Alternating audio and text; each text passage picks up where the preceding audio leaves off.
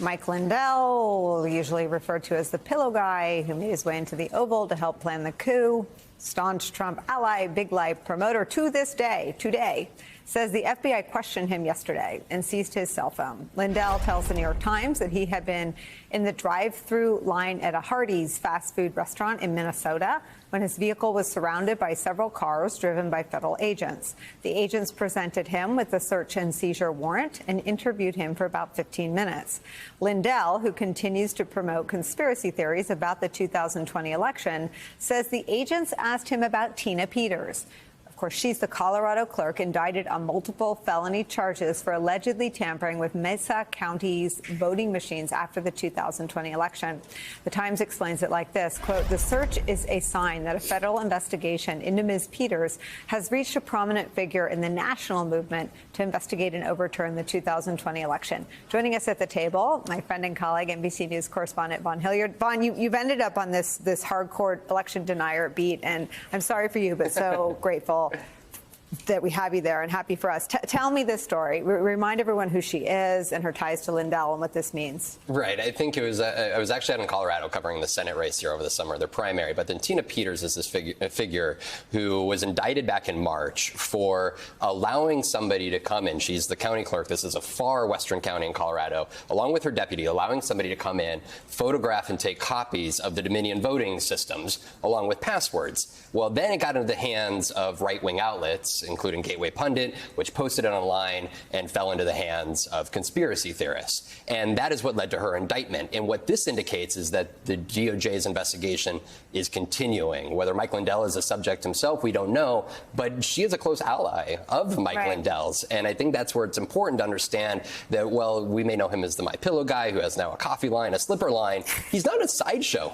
He is the show. Central. He, at almost every Trump rally I've been to over the last year, he has been one of those pre-speakers. He spoke at CPAC last month. He spoke at the RNC convention here. This is a man who is very much at the forefront of who Donald Trump and this Republican Party is. On January 15th, 2021, who was at the White House? Mike Lindell.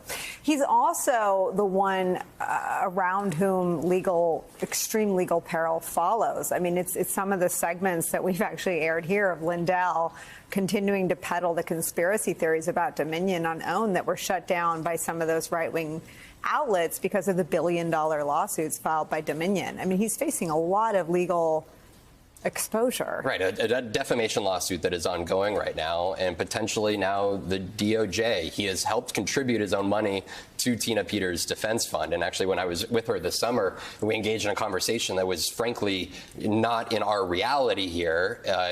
I think it's important to understand that these people are defiant.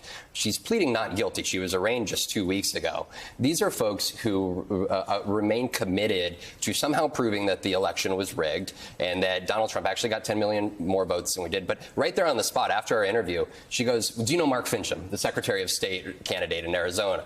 And I was like, well, we've been trying to get, and she calls him up on the speakerphone.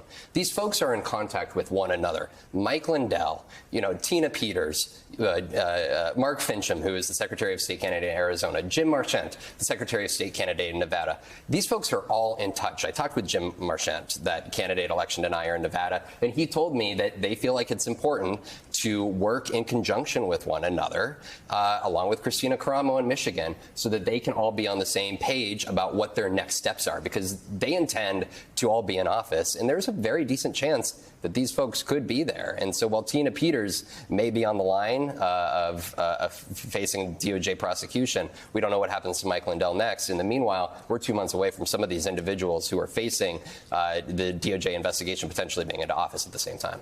I mean, Harry, DOJ, if you're listening, Vaughn just laid out a criminal conspiracy to commit election fraud. I mean, they're all talking. Isn't that potentially why they're under investigation? Yeah, it is. And I just want to put an exclamation point on what Vaughn said. Peters is facing state charges. So this subpoena, this seizing by the FBI means the department is interested in it. It's more broad. And what does that mean there? It possibly connects to Donald Trump. It wasn't long ago that they were being, criticized as indolent. Now, sort of the opposite. They are casting a very broad net. And just to contrast quickly their mission with that of the January 6th committee. There's now with this maybe 6 or 7 potential crimes in play. The committee wants to paint an overall picture that all points in the same direction. The department's job is different. It has to pick and choose, and which among them will be the strongest sort of spear for all the elements beyond a reasonable doubt, et cetera. But they're certainly looking very wide, including now this.